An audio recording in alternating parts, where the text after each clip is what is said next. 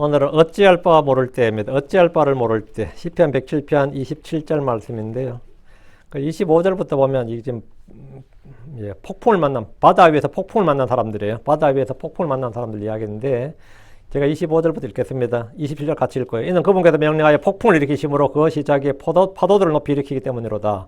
그들이 할 때 폭풍이 파도들이죠. 하늘로 솟구쳤다가 그들이 다시 깊음들로 내려가나니 고난 때문에 그들이 혼이 녹는도다. 이게 바다에서 폭풍 만나면 배 위에 있는 사람들 다 이래요. 혼이 녹아요. 27절 같이 읽습니다. 그들이 이리저리 구르며 취한 자처럼 비틀거리며 어찌할 바를 모르는도다. 오늘 어찌할 바를 모르는도다 이 부분입니다. 어찌할 바를 모르는도다. 뭐 지중해나 대서양이나 태평양, 인도양이나 어느 바다 위에서든지 이런 파도를 만나면 그 위에 있는 사람들은 진짜 어찌할 바를 모르는 거죠. 뭐 할 수 있는 게 아무것도 없는 거죠. 그냥 하나님 살려주세요지 뭐 있어요. 오늘 어찌할 바를 모를 때, 어찌할 바 모를 때 잠깐 기도합시다. 위대하고 거룩한 주 하나님 감사합니다. 하나님께서 은혜 주셔서 이 시간도 주의 영을 충만케 하시고 하나님의 말씀을 저희 귀에 잘 들리도록 해주시고 저희 마음에 믿음으로 잘 받게 해주시고 마음에 보고에 이 말씀을 쌓아두도록 또 숨겨두도록 해주시옵소서. 믿음과 잘 결합하게 하여 주시고 저희가 불신에 빠지지 않도록 또 의심에 빠지지 않도록 또 아버지 저희가 인생의 길에서 낙심하지 않도록 해주시고 뒤로 미끄러지거나 또 아버지는 주님의 길에서 어그러지지 않도록 도와주시옵소서. 전능자주 하나님 저희가 정말 어찌할 바를 모를 때 앞이 캄캄할 때 저희 꾀가 좀 저희의 지혜가 저희의 지식이 다 그치고 아버지 저희가 정말 뇌가 정지된 것 같은 그럴 때에 주님 제가 이 길을 찾습니다. 주님께서 저희가 오늘 말씀을 통해서 저희 인생의 삶에서 겪는 모든 일들에서 참으로 진정한 길이 되시고 진리이시고 생명이 되신 우리 주 예수 그리스도를 좀 발견하게 하시고 저희가 이 시간에 좀 넘치는 은혜를 받도록 도와주시옵소서. 듣는 모든 분들이 참 오늘 이 시간이 은혜롭고 복된 시간이 되도록 해주십시오. 감사드립니다. 주의 성기도합니다. 아멘. 예. 오늘 이 시간은 그들이 어찌할 바를 모를 때입니다. 어찌할 바를 모를 때. 사람이 어떤 사건이나 환경에서 어찌할 바를 모를 때 아무것도 할 수 없을 때를 말합니다. 이 말은 어떤 사건에서 사람의 지혜나 꾀나 재주나 재능이 끝났을 때를 말해요. 킹제임스 성경에서 우리 지금 번역을 그들이 어찌할 바를 모를 때는 이거 상당히 관용구로 번역한 거고요. 이거 거기 언더라인은 이거 영어로 보면 wit란 단어가 나오죠. at their wit's end 이 나오잖아요. 그 wit란 단어가 나오죠. wit란 말은 지력, 예지, 이성, 지성, 재주, 재능 우리말로 하면 꽤 하면 뇌가 정지됐을 때 뇌라는 말이에요. 이게 이 다양하게 번역되는 말인데 일상에서 우리가 위트가 있다 그러면 뭐죠? 우리가 한국 사람 들 때 위트가 있다 그러면 재능이 있다, 재주가 있다, 아니면 뭐 유머가 있다, 뭐 재치가 있다, 뭐 기지가 있다 이런 말도 쓰고요. 다 한자어네. 한국말 어렵네요. 기지가 있다, 재치가 있다, 그러니까 위트가 넘친다 이런 말도 쓰고요. A man of slow wit 이렇게 하면 머리가 둔한 사람, 머리가 잘 돌아가지 않는 사람 이런 뜻이에요. quick wit 이러면 머리가 예민하다, 재치가 있다, 기지가 있다는 말이고 이 영미권에서 five wits 이렇게 말하면요. 여기서 이제 이건 약간 아케일 월드인데 문학 같은 데서 five wits 이렇게 말하면 5가지 위트라 그러는데 common sense, 그 imagination, fantasy, judgment, memory 이렇게 가지고 이제 상식, 상상력, 공상력, 판단력, 기억력 이걸 five wits라 그럽니다. 이 위트가 끝날 때 이런 게 전부 다 끝장날 때 이 말이에요. 킹제임스 성경에 사용되는 at one's wit's end 이 말은 일반 생활 영어에서 굉장히 자주 되는 말입니다. 이 말을 직역하면 우리의 wit가 끝나는 시점, 우리의 wit이 끝나는 시점, 우리의 재주나 재능이나 지적 능력이 끝날 때, 사람의 머리 쓰는 것이 끝날 때, 야, 뇌가 마비됐다, 뇌가 정지된 것 같다 이런 거 있죠. 우리 일상생활 때 뇌가 정지된 것 같을 때 이런 말이에요. 그러니까 한마디로 내가 아무것도 할 수가 없을 때, 아무것도 할 수 없을 때, 이 사람의 머리 쓰는 것이 끝날 때 정도 이런 뜻입니다. 조금 의역하면 이제 어찌할 바를 모를 때, 어찌해야 될지 모를 때 이런 말입니다. 그 위트라는 것은 우리의 이성과 지성과 관련되어 있고 하나님은 무한하시죠. 사람은 유한합니다. 하나님은 제한이 없으시지만 사람은 모든 것에 한계가 있습니다. 하나님의 날수는 끝이 없으시지만 사람은 강건해도 80입니다. 하나님 피곤하거나 기진하지 않습니다. 사람은 금방 지칩니다. 하나님은 강하십니다. 사람은 약합니다. 그래서 우리는 우리 한계를 알고 인정해야 됩니다. 사람은 아무리 머리를 쓰고 꾀를 부려도 어려운 일이 있고 불가능한 일이 있고 안 되는 일이 있습니다. 안 되는 일은 안 되더라 하죠. 안 되는 일은 뭘 해도 안 되더라 이거예요. 사람이 아무리 애를 쓰고 노력하고 뭐 어떻게 하려 해도 안 되는 일이 더 많습니다. 아무리 찾아도 알 수 없는 것이 더 많습니다. 이 세상의 많은 일들은 그냥 꿈에 불과한 것이 현실입니다. 어느 날 주님의 제자들이 배를 타고 갈릴리 바다를 건너고 있었습니다. 때는 한밤이었습니다. 그런데 그 밤에 바다 위에는 큰 폭풍이 일어나 파도가 배 안에 들이쳤고 이에 배에 물이 가득 찼습니다. 처음에는 배에 물이 가득 차고 다음 진짜 자기 배에 물이 가득 차요. 처음에는 배에 물이 가득 차지만 쉽이죠. 다음 자기 배에 물이 가득 찬다고. 제자들 중 대부분은 이 바다에 익숙한 어부들이었고 뱃사람들이었습니다. 그러나 이런 순간에 그들의 이전 경험과 직업이나 머리나 지식은 아무것도 아닙니다. 세리 마태가 베드로나 요한에게 너희는 어부였으니까 배를 좀 안정시켜 보라고 해봐야 아무 소용없습니다. 야, 니들 평생 여기서 고기 잡았는데 어떻게 좀 해봐 그러면 베드로가 뭘 할 수 있어요. 여기서는 어부였던 전직이 아무 소용없다고. 바다의 배 위에서 폭풍을 만나면 사람의 지혜는 끝나버립니다. 그 사람의 직업이 지금 해양학자라 해도 바람을 멈출 수도 없고 파도를 잠잠케 할 수가 없습니다. 배는 파도를 타고 위아래 움직일 뿐 사람의 통제를 받지 않습니다. 그들은 배 뒤쪽에서 베개를 베고 주무시고 계신 주님을 깨우며 그분께 말했습니다.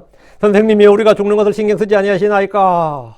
제자들은 그들이 어찌할 바를 모를 때 그들의 힘과 지혜가 아무런 소용없었을 때 주를 찾았고 그분을 불렀습니다. 사람의 끝이 하나님의 시작입니다. 거의 모든 사람은 가장 어려운 처지에 놓였을 때 어쩔 도리가 없게 되었을 때 주를 불렀고 주를 찾았고 주를 만났습니다. 제자들의 부르짖음에 그분께서 일어나 바람을 꾸짖으시며 바다에게 말씀하셨습니다. 잠잠하라 고요하라. 주의 말씀에 갈릴리 바다 위로 불었던 거센 바람과 파도는 잠잠해졌습니다. 마가복음 4장 39절에 이에 바람이 그쳤고 거기에 깊은 고요함이 있었더라. 사람의 지혜가 아무런 소용이 없을 때, 우리의 노력이 아무런 효과가 없을 때면, 아무런 힘이 없을 때, 내가 무슨 꾀를 내어도 백약이 무효하다 그런 표현하죠. 무슨 꾀를 내어도 무슨 수를 써도 아무런 효력이 없을 때 그때 주를 찾고 주를 부르고 그분의 긍휼과 은혜를 구할 때입니다. 그때가 주님이 일하실 때입니다. 내가 손을 떼야 주님이 일하실 수 있습니다. 사람에게 어려운 일들은 하나님께 쉽습니다. 사람에게는 불가능한 일이 하나님께는 가능합니다. 주께서 제자들에게 말씀하셨습니다. 마가복음 4장 40절 너희가 어찌하여 이렇게 두려워하느냐 어찌 너희가 믿음이 없느냐. 그들은 그날 밤 거의 죽을 뻔했습니다. 주님은 그들에게 어찌 너희가 지혜가 없느냐 힘이 없느냐 요령이 없느냐 꾀가 없느냐 그러지 않았습니다. 그런 건 아무 소용없는 것이고 너희에게 있어야 될 건 딱 하나만 있으면 되는 거예요. 뭐가 있으면 되는 거죠? 어찌 너희가 믿음이 없느냐. 너희는 믿음만 있으면 되는 거예요. 배를 다룰 줄 몰라도 되고 파도나 바람에 대해서 내가 할 수 있는 게 아무것도 없어. 그거는 그들의 잘못도 아니고 죄도 아니에요. 그건 당연히 없는 겁니다. 본래 없는 거예요. 그들은 그날 밤에 거의 죽을 뻔했습니다. 사실은 거의 죽을 뻔했죠. 주님이 계시지 않았더라면 그들은 물에 빠져 죽었을 겁니다. 주님은 그들에게 왜 두려워하느냐 묻습니다. 죽을 뻔했으니까 두려운 거죠. 우린 세상이란 바다 위를 항해하는 배 위에 있는 사람들과 같습니다. 세상의 다양한 풍조, 이 세상의 다양한 거센 바람을 만날 때마다 우리는 사실 위기를 맞습니다. 죽음의 위험을 맞습니다.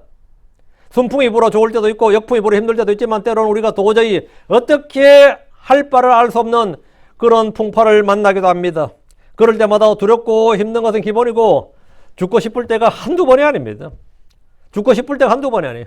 그런 사람들에게 주님은 너희가 어찌하여 이렇게 두려워하느냐 어찌 너희가 믿음이 없느냐. 그거 몰라서 물어요 그거? 지금 이 상황을 몰라서 그런 말 하냐고. 지금 파도가 쳐서 우리가 지금 죽게 생겼잖아요. 근데 주님께서 어찌하여 이렇게 두려워하느냐 어찌 너희가 믿음이 없느냐. 우리가 두려워하는 것은 바다 위에 있기 때문이 아닙니다. 바람과 파도가 크기 때문이 아닙니다. 우리가 큰 두려움 가운데 있는 것은 믿음이 없기 때문입니다. 주를 찾고 주를 부르고 주를 구하지 않기 때문에 두려운 겁니다. 주 예수님은 세상보다 더 크신 분입니다. 세상에 있는 모든 것보다 더 크신 분입니다. 그분은 세상을 가득 채우시는 분입니다. 그분은 우리 마음보다 더 크신 분입니다.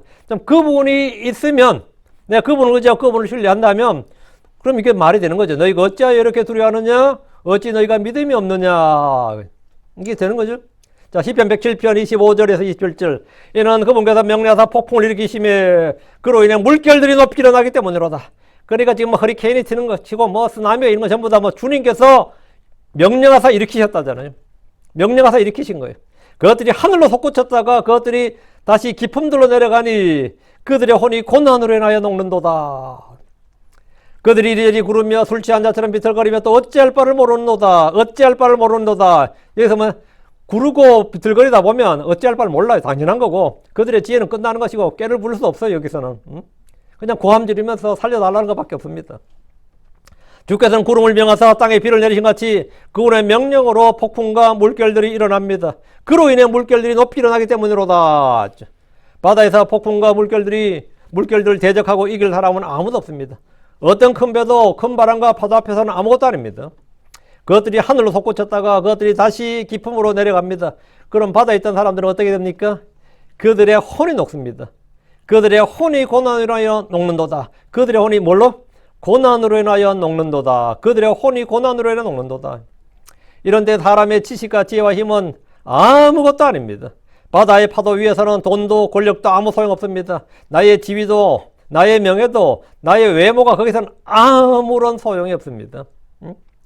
내가 그래도 이 세상에서는 좀 잘 나가는 사람인데 거기서 소용없어요. 거기서는 차라리 고무보트 하나가 더 나아. 거기 고무보트 하나 있는 게 차라리 낫다고. 폭풍 위에 배에 있는 사람에게 사회적 신분과 지위와 명예는 아무것도 아닙니다. 어떤 학위를 가져도 풍랑이 있는 배 위에서는 그냥 이리저리 구르고 비틀거리는 거 그거밖에 없습니다.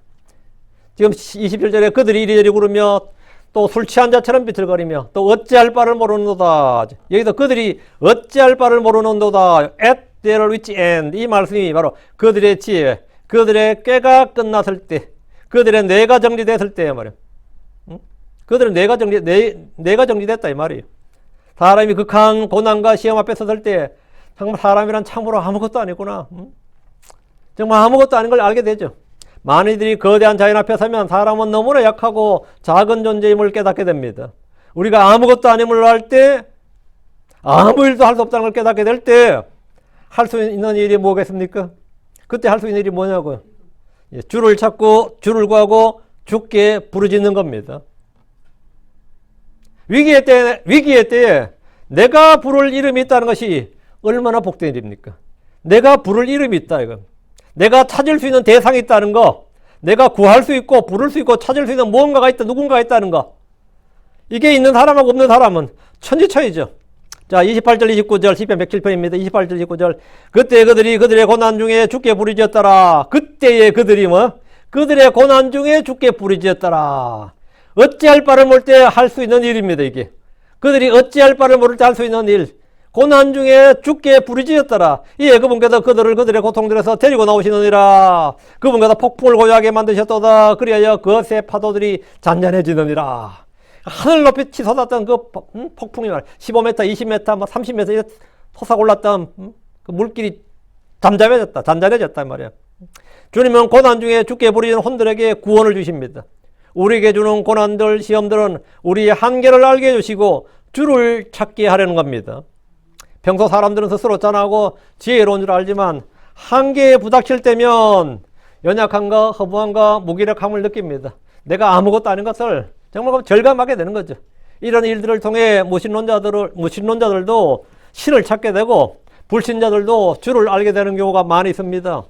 이 땅에 수많은 불신자들이 아무것도 할 수 없는 한계 상황에서 어찌할 수 없는 그런 상황에서 지푸라기라도 잡는 심정으로 하나님을 찾았고 하나님을 만났다는 증언하는 이들이 부지기수입니다. 사방이 적들 뿐이고 완전히 그물에 걸려 꼼짝할 수 없는 한 마리 짐승같이 되었을 때, 죽음 외에 나를 기다린 것이 없을 때 어쩔 수 없이 주 하나님을 찾는 사람들도 있습니다. 극한의 한계에 내몰리면 사람들이 할 수 있는 일이 아무것도 없습니다. 누구나 하나님 외에 내가 부를 자가 없을 때, 그럴 때가 한 번은 옵니다. 하나님 외에 아무도 내가 찾을 내가 아무도 없을 때, 하나님 외에 아무도 없을 때 하나님은 모든 일을 합력하여 선을 이루시는 분입니다. 그래서 성경 말할 시편 50편 15절에 그리고 고난의 날에 나를 부르라. 내가 너를 구출할 것이요 내가 나를 영화롭게 하리라. 그리고 고난의 날에 나를 부르라. 고난의 날에 나를 부르라. 언제 나를 부르라고요? 고난의 날에 나를 부르라잖아요. 내가 너를 구출할 것이요 내가 나를 영화롭게 하리라. 다윗은 고난의 날에 주를 불렀습니다. 사마리아의 아하시아는 자기의 다락방 격자창에서 떨어져 가지고 병들자 사자를 보내며 가서 내가 이 병에서 나을지 에그론의 신 바알세붑에게 물으라 했어요.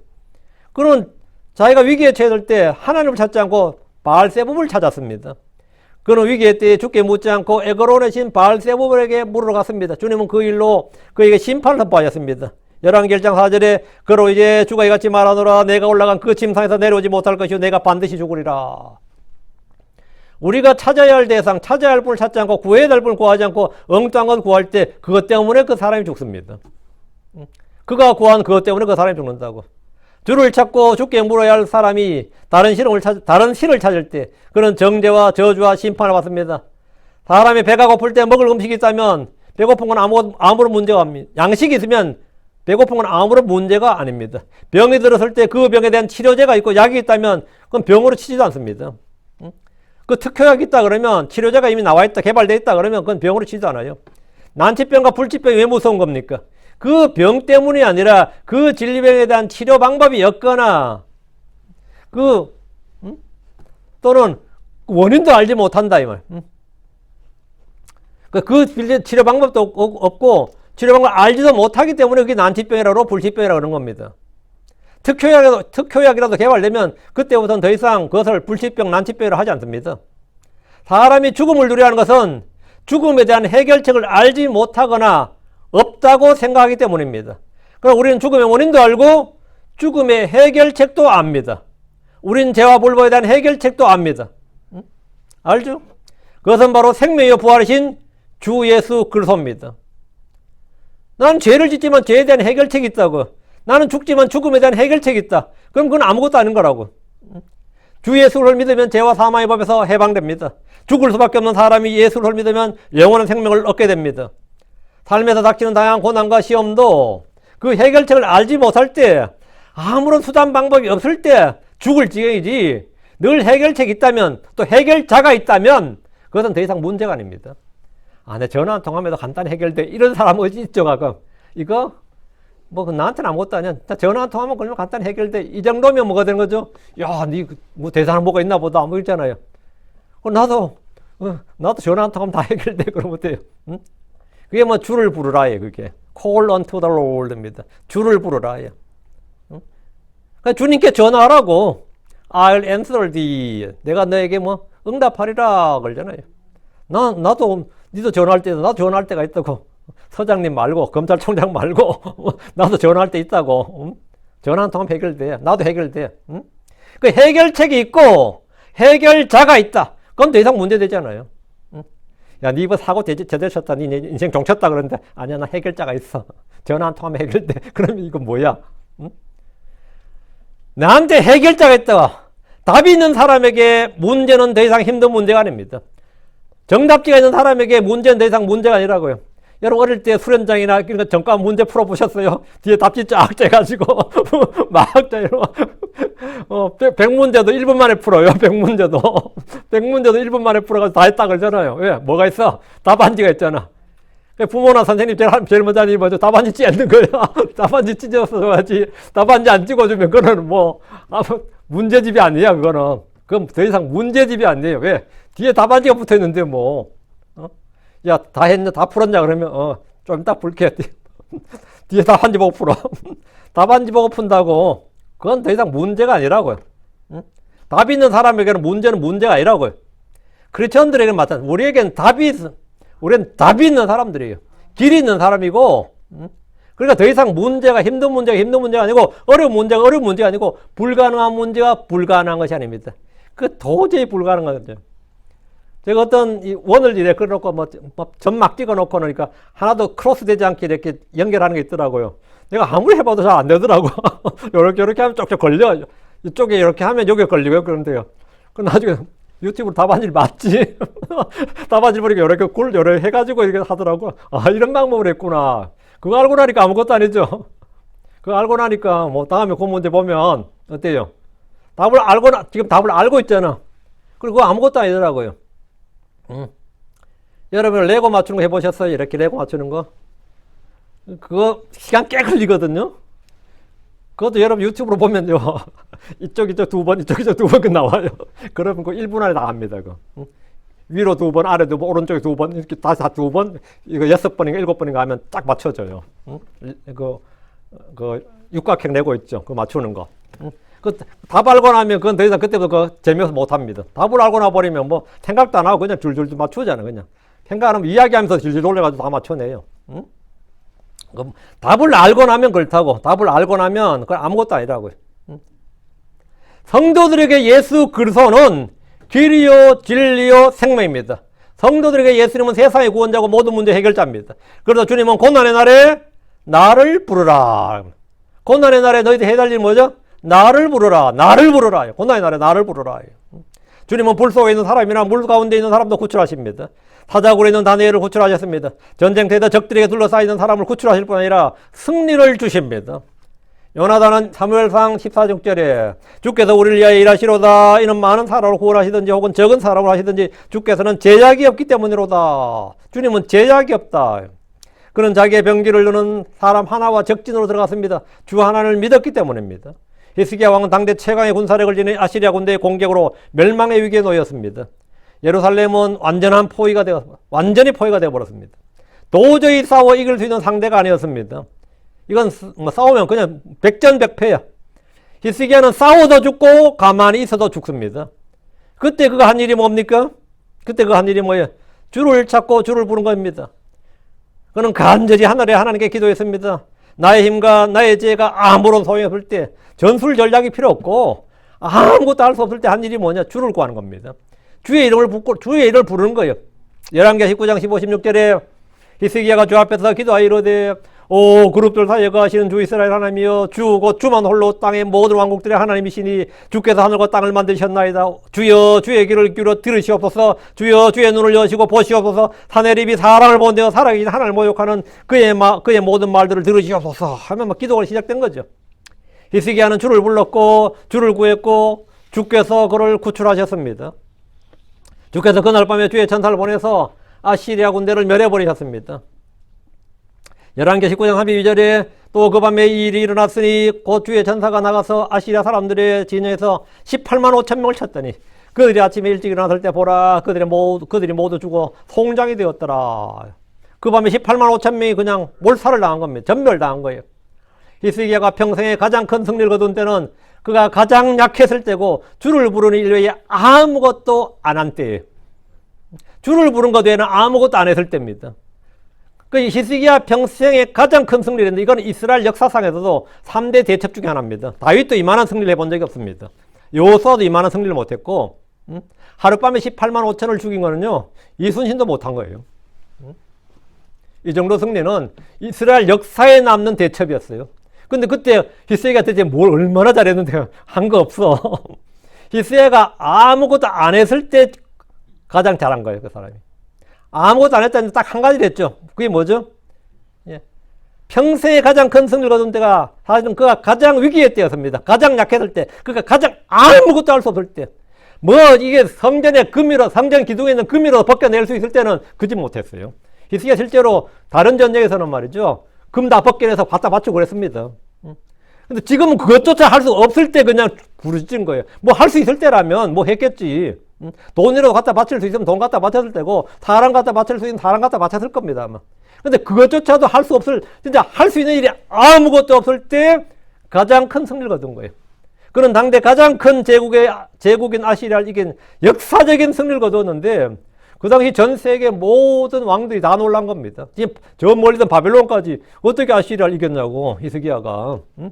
그래, 사신을 보낼 정도로 이게 말이 되냐고, 그 작은 유다가 어떻게, 예루살렘만 남고 다 망했던 나라가 어떻게 아시리아 군대를 물리쳤냔 말이지. 이 역사적인 승리를 거뒀는데 히스기야는 아무것도 할 수 없다는 것을 인정했을 때 가장 큰 승리자가 되었습니다. 이는 우리도 마찬가지입니다. 능력은 우리에게서 난 것이 아닙니다. 승리는 우리에게 속한 것이 아닙니다. 구원과 승리는 주께 속한 것입니다. 주께 속한 것입니다. 내가 아무것도 할 수 없을 때 끝이 아닙니다. 끝이 아니에요. 주를 찾는 사람에게는 끝이 아니에요. 시편 91편 15절.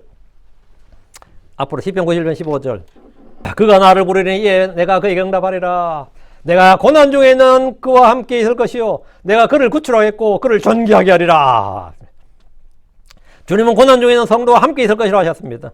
하나님 자신을 부르는 자들이 응답하십니다. 주께서 내가 고난 중에는 그와 함께 있을 것이요. 하갈은 이스마엘과 함께 아브라함의 집에서 쫓겨났습니다. 이때 얼마나 비참했겠다 한번 생각해봐. 한번 생각해 봐요. 응? 한국식으로 말하면 첩인데, 그죠? 그 첩하고 첩자식이 쫓겨나서, 아, 아브라함 진짜 인간 말종이야, 그죠? 근데 그건 인간 말종은 아니에요. 사라가 쫓아내라잖아. 응? 사라가 쫓아내라잖아. 왜 쫓아내라 그랬어요? 상속 때문입니다. 상속 문제가 발생한다고. 그 상속 문제를 미리 정리해버린 거예요. 사라 입장에서. 응? 이스마엘, 그냥 살면 이스마엘에게 상속 줘야 되는데, 쫓아내라는데, 그러면 하나님이 그건 인간이 할 짓이 못 된다. 그렇게 대답하셔. 어떻게 하셨는 건데요? 사라의 음성에 귀를 기울이라 이랬잖아요. 이때 진짜 여러분 우리가 지금 마인드로 생각하면 이제 이건 인간이 할 짓이 아니지. 응? 이건 이제 아동 학대범이야. 응? 아브라함이 사라도 마찬가지고. 응? 그래 내보냈어요. 그 아들 이스마엘과 함께 아브라함이 쫓겼는데 그 비참한 말도 못하죠. 사람이 버림받는다는 것만큼 비참한 일이 없습니다. 아무리 그래도 그렇지. 근데 또 가다 보니까 광야에서 물이 떨어졌네. 응? 광야에 물이 떨어졌어요. 꼼짝없이 죽게 되었습니다. 그 하갈은 그 아이가 죽는 것을 내가 참아보지 못하겠다며 울었어요. 하갈은 이제 이스마엘 죽게 됐으니까 옆에서 죽는 거 같이 보고 있을 때, 애 옆에서 애 죽는 걸 참아 못 보겠으니까 애는 그냥 나무에 내려놓고 자기는 약간 떨어져가지고 얼굴 돌리고 그냥 울었어. 예. 그럼 이제 애 죽으면 그냥 자기 혼자 또 떠나야겠지. 응? 그렇죠. 그러고 있었던 겁니다. 펑펑 울었어요. 하갈은 죽어간 아들을 위해서 할 수 있는 일이 아무것도 없었습니다. 이때 911이라도, 그죠? 셀폰이라도 있어야 되는데, 긴급구조라도 해야 돼, 긴급구조 신호를 보내야 되는데, 아무것도 할 일이 없었습니다. 그냥 목소리를 높여 우는 게 전부였습니다. 그녀는 이집트 여인이었지만 사라의 종이었고 아브라함의 첩이었습니다. 그녀는 전에 주의 천사를 만나 주의 말씀을 들은 적이 있습니다.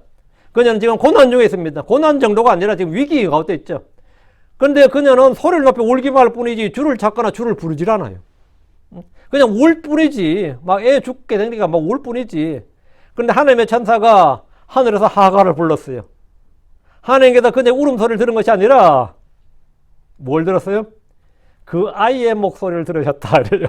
하갈한테. 하갈 진짜 삥 돌지. 창세기 21장 17절에 그리고 하나님께서 그 아이의 목소리를 들으셨더라. 하나님의 천사가 하늘에서 하갈을 불러 그에게 말하기를 하갈아 너를 괴롭게 하는 것이 무엇이냐 두려워하지 말라. 이는 하나님께서 내 울음소리를 들었느니라 아닙니다. 그 아이가 있는 곳에서 그의 목소리를 들으셨습니다. 그랬어요. 지금 누가 더 위기에 있죠? 이스마엘이 지금 죽어가고 있죠. 하갈은 죽어가고 있지는 않아요. 애가 죽는 걸 지금 보고 미칠 지경이지. 자식 죽으면 다 미칠 지경이지. 죽어가는 거 보면. 지금 죽음의 위기에 놓인 사람은 하갈이 아니라 이스마엘이었지. 주님께 부르짖은 사람은 누구죠? 성경에 울었던 사람은 하갈인데 주님이 누구 음성을 들었다는 거예요? 이스마엘의 음성을 들었고 이스마엘이 나 좀 살려주세요. 했겠지. 엄마도 지금 나버리고 떠나네. 안 떠났어. 옆에 있어. 근데 이스마엘 입장에서 엄마가 자기 버리고 떠난 거지. 나 밑에 나고 떠난 줄 알았지. 그 이스마엘이 뭐 하겠어요? 그래도 이스마엘 할례도 받았던 사람 아니야. 응? 아버지 그래도 아브라함 아니야. 하나님 나 좀 살려주세요 하니까 주님이 누구 음성을 들었다는 거예요?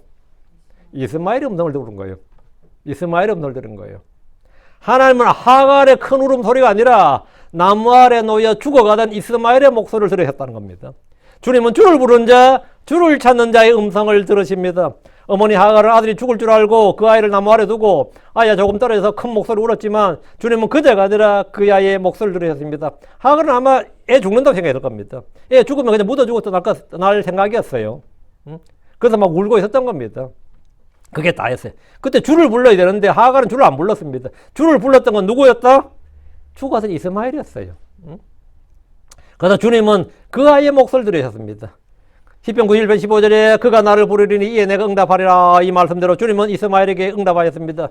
주님은 하갈에게 이는 하나님께서 그 아이가 있는 곳에서 그의 목소리를 들으셨습니다. 그 아이가 있는 곳에서 그의 목소리를 들으셨다. 주님 지금 어디 계신다는 거죠?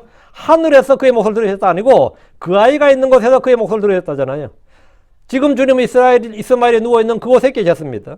주님은 그곳에서 그의 목소리를 들었다고 합니다. 주님은 광야의 해중이 불편한 것을 내가 들었노라 이렇게 하셨듯이 죽어가는 아이의 작은 음성과 신음소리도 들었다고 하셨습니다. 주님 히스기야에게 열왕기 19장 20절에 내가 시리아왕 사네립을 대적하여 내게 기도한 것을 내가 들었노라. 네가 기도한 걸 내가 들었다잖아. 들었다. 그가 병이 들어 죽게 되었을 때 그는 또 기도했습니다. 그때 주님은 내가 내 기도를 들었고 내 눈물을 보았노라. 보라 내가 너를 낫게 하리니 내가 셋째 날에 주의 집에 올라가리라. 주님께서 치유도 주시고 생명도 늘려주시고 주님이 들었다, 보았다 이거예요. 그들은 모두 언제 주를 찾은 겁니까? 더 이상 어떻게 할 수가 없을 때예요. 사람이 더 이상 어떻게 할 수 없고 내가 더 이상 어떻게 할 수 없을 때, 그때 주님께 기도했고 주님 뭐라고? 내가 들었다요. 그들은 모두 극한의 한계 상황에서 주를 찾았습니다. 평안할 때 아니고 극한의 한계 상황, 완전히 고난의 날에 그때 주를 찾았고 주를 불렀어요. 그들이 아무것도 할 수 없을 때, 어찌할 바를 모를 때, 주를 찾았고 그분을 불렀습니다. 그리고 주님 뭐라고? 예, 내가 응답하리라. 응답하리라. 내가 고난 중에 있는 그와 함께 있을 것이요. 이 말씀대로 주님은 우리가 겪는 고난의 현장에 함께 계십니다. 내가 어둠의 골짜기 사망의 골짜기를 다날지라도 주님은 거기에 계십니다. 이사야 43장 2절에 내가 물 가운데로 지나갈 때 내가 너와 함께 있을 것이요 또 강들을 통과할 때 그것들이 내 위로 넘쳐 흐르지 못하리라. 내가 불 속을 통과해 걸을지라도 내가 걸어갈 때 내가 타지 아니하리니 그 불꽃이 너를 사르지도 못하리라. 내가 있는 그곳에 주님이 함께 계신다는 겁니다. 내가 너와 함께 있을 것이요 이 말씀대로입니다. 이스라엘은 출애굽 때 홍해를 건넜고 광야를 통과한 후에도 요르단강을 건넜습니다. 그들은 물 가운데를 마른 땅 위를 지나가서 통과했습니다. 그들에게 무슨 능력이 있어서 그랬던 것이 아닙니다. 주께서 그들 가운데 함께 계셨기 때문입니다. 주님이 함께 있으면 사람의 환경이나 사정이나 능력과 힘과 지혜는 아무런 문제가 되지 않습니다. 시편 23편 4절에 참으로 내가 사망의 그늘진 골짜기를 통과해 걸을지라도 내가 악을 두려워하지 아니하리라. 이는 주께서 나와 함께 계시며 주의 막대기와 주의 지팡이 그것들로 나를 위로하심이라. 왜 이 두려워하지 않는다는 겁니까? 내가 그래도 담력은 세거든요. 이게 아닙니다. 내가 그래도 똘끼가 있어가지고 이런 건 내가 겁이 없거든. 이게 아니에요. 이는 주께서 나와 함께 계시며 이거죠. 주의 막대기와 주의 지팡이 그것들로 나를 위로하심이라. 위로하신다는 게 뭐죠? 나에게 힘을 주시고 강하게 하심이라 이 말이에요. 사람은 누구나 인생에서 몇 차례 사망의 그늘진 골짜기를 통과해 걸을 수밖에 없습니다. 아무리 평탄한 인생이라도. 미국 뉴욕 쪽에 어떤 사람이 교통사고로 죽었다고 한국 신문에 났는데 거기 한인들이 그 시간에 교통사고 없는데 경찰서에 확인해도 교통사고 없는데 이렇게 없었는데 하는 일이 있었어요. 그게 누구냐면 지금 돌아가신 삼성 이건희 씨 셋째 딸이었습니다. 자살했죠. 근데 그 자살이니까 발표를 어떻게 했냐면 교통사고로 죽었다고 발표를 했는데 거기 한인들이 막 찾아보니까 그 시간에 거기 교통사고도 없었고 그날에 그거 없었다 해가지고 그게 다시 신문이 났어요. 그래서 할 수 없이 이제 발표를 했죠. 어떻게 좋은지. 그 삼성그룹의 셋째 딸이 왜 저걸 했겠어? 미국 유학본에 나왔더니만. 그 세상 이름 아무도 모르는 거죠. 뭐 금수저든 뭐든 간에 사람은 다 자기마다 뭡니까? 남의 사정 아무도 몰라요. 누구나 한 번은 인생에서 한 번이 아니라 어쨌든 몇 차례 사망의 그늘진 골짜기를 통과해 걸을 수밖에 없습니다. 다윗은 수차례 그런 경험을 했습니다. 야곱도 그랬고 요셉도 그랬어요. 다니엘도 마찬가지입니다. 그들은 모두 목숨을 내놓고 살았습니다. 목숨을 내놓고 살았어요. 그러나 악을 두려워하지 않고 죽음을 두려워하지 않았던 것은 주께서 나와 함께 계시다는 사실을 알았고 믿었기 때문입니다. 그래서 두려워하지 않았다는 거예요. 이것은 우리에게 있는 가장 큰 보화입니다. 하나님 우리에게 주신 가장 큰 보화가 뭐냐? 바로 주님이 나와 함께 계시다는 거예요. 그래서 내가 두렵지 않다 이거예요. 자, 시편 107편 19절. 그때 그들이 그들의 고난 중에 주께 부르짖었더라. 그때 언제예요? 하늘로 치솟았다가 땅으로 바다 밑으로 깔아앉을 때 말이야.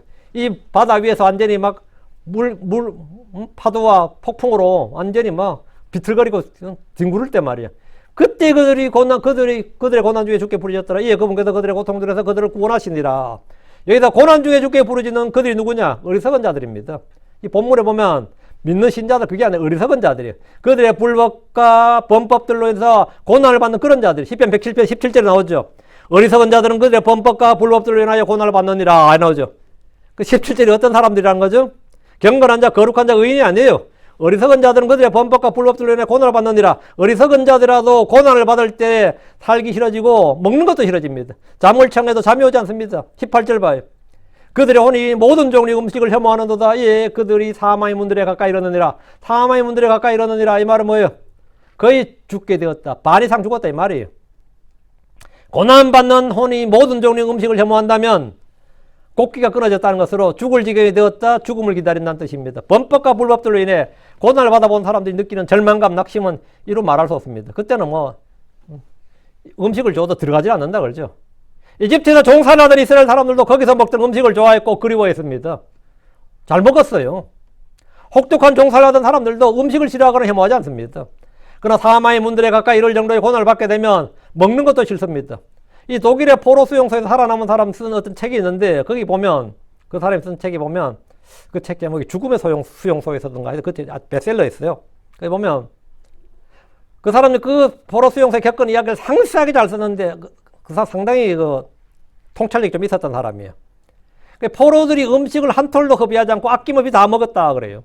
포로들이 주는 그 작은 음식이든 많은 음식이든 간에 한 톨도 아끼지 않고 싹싹 긁어 먹는다 이거죠. 근데 그 중에는 사람 참 그 포로 수용소에서도 오늘 죽을지 내일 죽을지 모르는 그 수용소에서도 빵을 따로 떼어서 조금씩 아끼고 모아두는 사람들이 있더라는 거예요. 많이 주는 음식이 아닌데 그걸 따로 떼어서 아끼는 사람들이 있더라는 거예요. 응? 그런데 어떤 사람은 자기 음식을 먹지 않고 옆에 있는 사람에게 나누어 주더라는 거예요.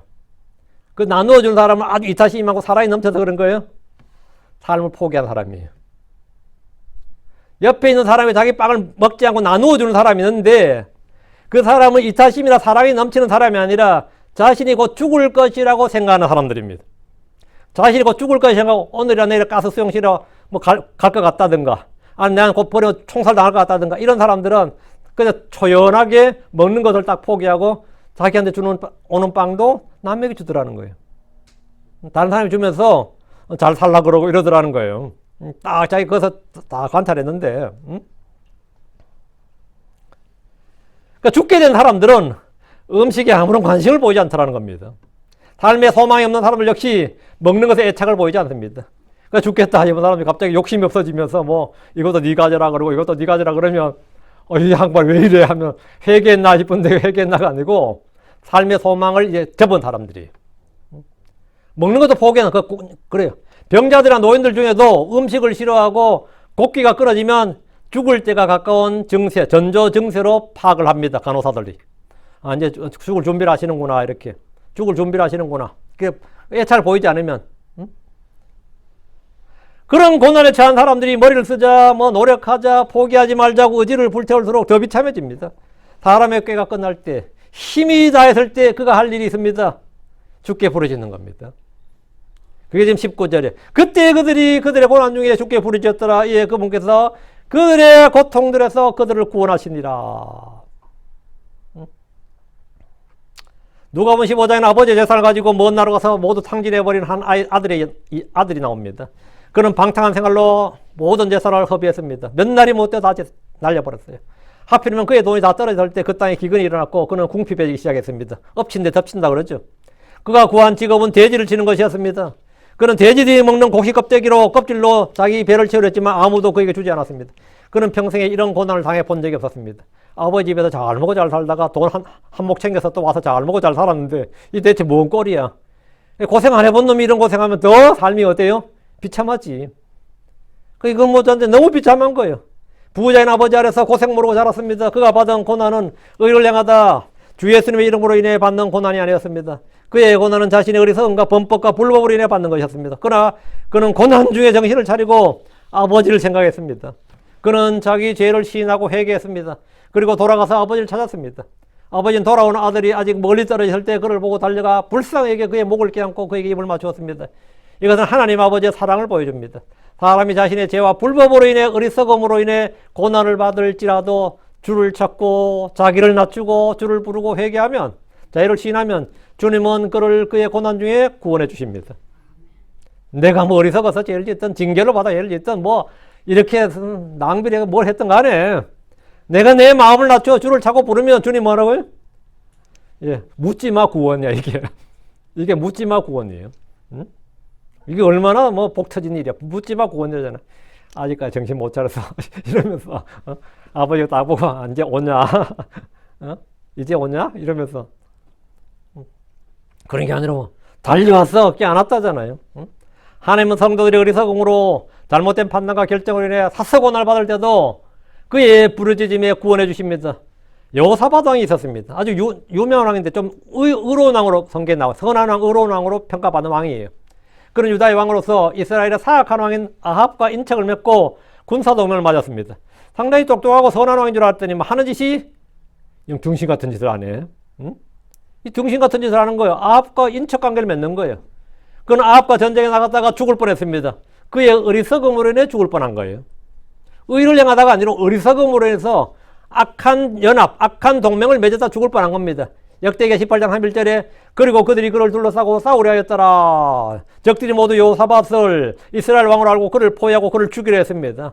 그럼 완전히 죽을 위기에 놓였습니다. 남의 전쟁에 끼어들어서 이게 뭔 꼴이야. 여호사밧이. 응? 아합은 변장한 채 전쟁터로 나갔고 여호사밧은 왕복을 입고 전쟁터로 나갔기 때문에 벌어진 일입니다. 그때 여호사밧이 한 일이 뭡니까? 그때 포위당해가지고 이제 죽게 생겼어요. 어때, 뭐 했겠어요? 응? 나 이스라엘 왕이야. 나 유다 왕이야. 그래. 너희들 오해했다. 나 이스라엘 왕 아니야. 아합이 이스라엘 왕이지. 나 유다 왕이야. 응? 나 죽이지 말라고 뭐 그래요? 여호사밧이 한 일이 뭐겠어요? 역대기하 18장 11절 그러나 여호사밧이 부르짖었더니 주께서 그를 도우셨고 하나님께서 그들을 움직이사 그에게서 떠나게 하셨더라. 여호사밧은 자신의 잘못된 판단과 결정으로 그의 어리석음으로 해서 이러한 고난을 자초한 겁니다. 그래도 그가 주께 부르짖을 때 주님은 그를 도우셨습니다. 그를 구원하시고 그를 구출하셨습니다. 주님은 선견자 예후를 보내서 그의 죄를 책망하셨습니다. 역대기하 19장 2절에 그리고 하나니의 아들 선견자 예후가 여호사밧 왕을 맞으러 나가서 그에게 말하였더라. 왕이 경건치 아니한 자들도 없고 주를 미워하는 자들을 사랑하셔야겠나이까. 그러므로 주 앞으로부터 진노가 왕에게 있나이다. 이렇게 엄히 책망했죠. 여호사밧이 어리석었다 이 말이에요. 여호사밧은 분명히 그의 죄와 잘못으로 고난을 받았지만 그가 주께 부르짖었을 때 주의 구출과 도움을 받았습니다. 그가 아무것도 할 수 없었을 때에 절체절명의 위기 상황에서 그는 주를 불렀고 주님의 구원을 받았다. 내가 아무것도 아닌 자고 아무것도 할 수 없을 때 그때 할 일은 주를 부르고 그분을 구하는 겁니다. 그는 이때 얻은 영적 체험이 평생의 힘이 되었습니다. 이 일 뒤에 모압 자손과 암몬 자손이 암몬족 속의 다른 사람들과 함께 와서 여호사밧을 치며 싸우러 왔을 때 그는 적들을 이길 수 없다는 걸 금방 알았습니다. 힘으로는 도저히 상대가 안 된다 이거. 그의 힘으로 도저히 적을 상대할 수 없다는 것을 알자 두려움이 임했습니다. 경제는 먹고 사는 문제지만 전쟁, 안보는 죽고 사는 문제입니다. 그렇죠? 대규모의 적들이 홍수처럼 밀려올 때 할 수 있는 일은 항복하는 것, 도망하는 것, 싸우다 죽는 것 이밖에 없어요. 이길 수 없다는 것을 알고 죽을 줄 뻔히 알면서도 싸워야 할 때가 있긴 있습니다. 사울왕이 그렇게 싸우다 죽었습니다. 여호사밧은 이 순간에 이거는 뭐 도망가거나 뭐죠? 싸우다 죽거나 항복하거나 이 중에 하나인데 여호사밧이 이제 아무리 통박을 굴려봐도 할 수 있는 일이 없어요. 이때 뭐 하겠어요? 응? 이 순간에 주를 찾았습니다. 그는 즉시 주를 구하기 위해서 온 백성에게 금식을 선포했습니다. 주를 구하기 위해서 작정을 하고 백성에게 금식을 선포했는데 역대기하 20장 30절 그리고 여호사밧이 두려워하였으며 또 주를 구하기 위해 스스로 작정하였고 온 유다에 두루 금식을 선포하였더라. 주를 구하기 위해 스스로 작정하였고 이제 내가 할 수 있는 일 없다 이거죠. 아까 전쟁터에서도 아합과 같이 나간 전쟁터죠. 그때는 포위했을 때 그냥 주를 찾았고 이번은 그래도 저기 저 앞에 있잖아요. 그 시간이 약간 있는 거지. 그래서 주를 구하기 위해서 스스로 작정하였고 온 유다에 두루 금식을 선포했더라. 하나님은 주를 구하는 여호사밧에게 선한 응답을 주셨고 온 유다를 구원하셨습니다. 성도들은 인생의 가장 어두운 때에 막다른 골목에 몰릴 때 어쩔 수 없는 사정이 생길 때 주를 자꾸 만납니다. 야곱은 에서가 군대를 끌고 그를 만나러 온다는 소식에 두려워 떨었습니다. 그는 사실 원수였지. 그런데 올 때 뭐 혼자 오는 게 아니라 400명의 군대를 끌고 온다 그러니까 야곱이 쫄아요 안 쫄아요? 쫄지. 안 쫄 수 있어요. 그는 나름 깨를 썼습니다. 그래서 먼저 예물을 보내고 자기의 두 아내와 두 여종과 11아들을 데리고 야복 여우를 건넜습니다. 그럼 모든 걸 다 보내 지 혼자 제일 뒤에 홀로 남았습니다. 혹이 쳐도 찌는 걸 도망가야 되잖아요. 응? 그거밖에 할 수 있는 게 없어. 그게 머리로는 그게 한계야. 그가 할 수 있는 일이 여기까지였습니다. 그날 밤은 그의 인생에서 가장 길고 어두운 밤이었고 가장 두려운 밤이었습니다. 응? 바다나람에서도 라반한테 뭐 혼나긴 했지만 생명의 위협을 느끼지는 않았거든요. 생명의 위협을 느끼지는 않았다고. 근데 지금 이 밤에 뭘 느끼는 거죠? 생명의 위험을 느끼는 겁니다, 지금. 이건 죽게 생겼네, 이거요. 응? 근데 그날 밤에, 야곱은 그날 밤에 주를 만났습니다. 그날 밤에 주를 만났어요. 그 인생에서 가장 어두울 때, 내가 할 수 있는 일이 아무것도 없을 때, 가장 큰 위기에 닥칠 때, 그때가 주를 만날 때예요. 사사 삼손은 날 때부터 힘이 장사였습니다. 물론 성령을 받은 거죠. 그러니까 힘이 장사였어요. 그런 나에게 특별로 1000명을 죽였습니다. 야, 지금 큰 칼도 아니고 나에게 특별로 1000명을 죽였다 그러니까 그 힘이 어느 정도인지 알겠죠. 그럼 원수들의 손에서 구출받고 승리했는데 1000명을 죽여놓고 문제가 터졌어요. 힘을 넘어서서 자기가 목이 말라 죽게 되었습니다. 외부의 적에 죽게 된 게 아니라 자기 내면의 갈증으로 죽게 됐다고. 얼마나 목이 말랐는지 다사기 18절에 그가 심히 목말라서 주를 부르며 말하였더라. 주께서 주의 종의 손에 이 큰 구출을 주셨사오나 이제 내가 목이 말라 죽어서 할례 받지 않는 자의 손에 떨어져야 하리까. 내가 목이 말라 죽게 되었다 이거예요. 그의 부르짖음에 하나님은 그 탁의 우묵한 속에서 물을 주었습니다. 삼손은 그곳의 이름을 에낙고레라 했는데 그때부터 그는 동족 이스라엘로부터 사사로 인정을 받았고 20년 동안 이스라엘을 재판했습니다. 야, 삼손 저 개판인 줄 알았더니 아니네. 그리고 그날부터 삼손이 이스라엘의 사사가 된 거예요. 사사로 인정을 받은 거지. 동족들이 그 사람 사사로 인정하게 된 겁니다. 저 사람이 우리의 구출자, 대장, 구원자다 이 말이에요. 삼손이 주를 만나가서는 그의 힘이 넘칠 때가 아니라 죽게 되었을 때입니다. 그의 힘이 다해 죽게 되었을 때 주를 찾은 거예요. 그의 인생 마지막도 마찬가지입니다. 눈이 뽑힌 채 필리핀의 포로 잡혀 감옥에서 소처럼 맷돌을 돌렸고 그들의 신전에서 잔치가 벌어질 때는 제주를 뿌려야 됐습니다. 그때 그는 주를 찾았고 기도했습니다. 주님은 다시 그에게 힘을 주셨고 그는 그곳에 모인 필리핀 사람들을 모두 죽였습니다. 그는 살아서 한 일보다 죽을 때 한 일이 더 컸고 믿음의 사람으로 인정받았습니다. 인생의 가장 어두운 때, 가장 암흑기에 내가 할 수 있는 일이 아무것도 없을 때 주를 부르는 사람, 주를 찾고 주를 구하는 사람들이 할 수 있는 일이 있습니다. 그럼 평생 살아서 내가 한 일보다 단 하루 동안 주님과 한 일이 더 크고 많을 수 있습니다. 그러면 우리가 지금 해야 될 일이 뭐겠습니까? 이거 이 성도들의 인생인데 이게 할 일이 뭐예요? 응? 주를 찾고 주를 부르는 겁니다. 이게 성도들의 인생입니다. 우리가 해야 될 일이 있다 이 말이지. 예. 오늘까지.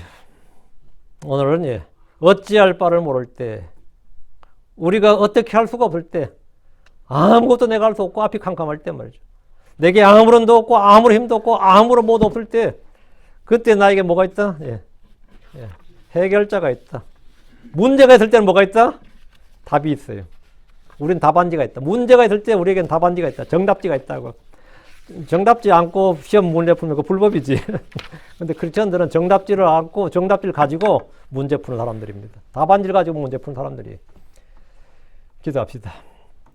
위대하시고 거룩한 주 하나님 감사합니다. 하나님께서 은혜 주셔서 오늘 주의 말씀이 선포된 주의 말씀이 성도들에게 잘 전달되게 하시고 듣는 혼들도 믿음으로 잘 받아서 서로 이 어두운 세상에서 이 어둠 가운데 살 때 두려워하지 않게 하시고 아버지 하나님 또 어찌할 바를 모를 때 저에게 참 해결자가 있고 그 문제를 풀 수 있는 길이 있음을 압니다. 주님께서 나는 그 길이 진리요 생명이라 말씀하셨고 우리가 주를 통해서 주님으로 말미암아 또 주님 안에서 모든 일을 할 수 있습니다. 사랑 아버지 하나님께 도우셔서 참 저희가 가장 약할 때, 저희가 아무것도 할 수 없을 때 정말 저희가 눈을 들어 주를 바라보고 거기로부터는 주의 도움을 얻게 하여 주시옵소서. 저희 힘을 강하게 해 주십시오. 저는 연약한 자들입니다. 아무것도 아니고 참 한계가 너무나 많습니다.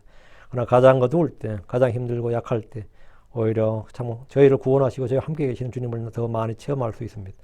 사랑 아버지 하나님께서 성도들이 그런 놀라운 체험들을 주셔서 평행서로 서로 주를 부르고 찾는 그리고 주님과 동행하는 그런 믿음의 증거를 얻는 에녹과 같은 그런 좋은 믿음의 좋은 평판을 받는 그런 믿음의 좋은 증거를 받는 그런 성도를 되도록 도와주시옵소서. 사랑 아버지 하나님, 이 교회 이 말씀을 듣는 모든 혼들에게 힘을 더해 주십시오. 감사드립니다. 주의 성기도합니다. 아멘.